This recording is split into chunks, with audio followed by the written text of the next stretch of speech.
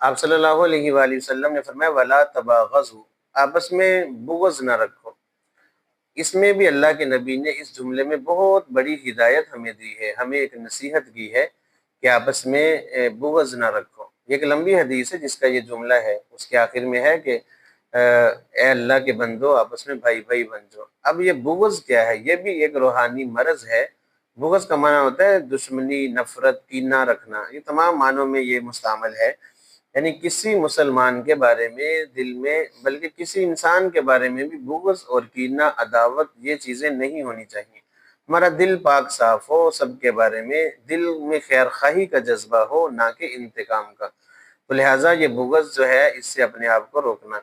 آپ صلی اللہ علیہ وآلہ وسلم نے اپنے ایک صحابی تھے حضرت انس رضی اللہ تعالیٰ عنہ، اور ان کو بڑے پیار بڑے انداز میں نصیحت فرمائی، یا بنیا، اے میرے پیارے بیٹے، ان استطاعت، اے میرے بیٹے اگر تو اس بات کی طاقت رکھے، صبح اور شام اس حال میں کر کہ کسی انسان کا بغض تیرے دل میں نہ ہو، نفرت نہ ہو، ففعل، تو ایسا کر لے۔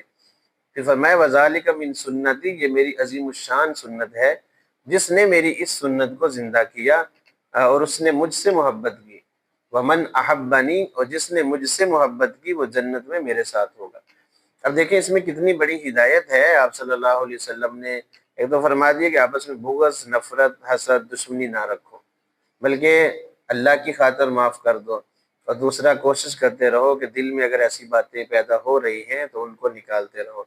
جس طرح کپڑا گندا ہو جائے تو کسی اچھے سرف صابن سے اس کے داغ دھبے ختم کر دیے جاتے ہیں، اسی طرح معاف کرنے سے، درگزرنے سے اپنے دل کے جو دبے ہیں، جو داغ ہیں، جو نفرت اور بغض اور حسد اور کینہ، عداوت ہے، ان کو معاف کرنے سے، درگزر کرنے سے، صبر کرنے سے کے ساتھ ان کو جو ہے وہ پاک کر لیا جائے، اور اللہ کا ذکر کرنے سے یہ سارے جو دبے ہیں دل کے وہ صاف ہو جاتے ہیں۔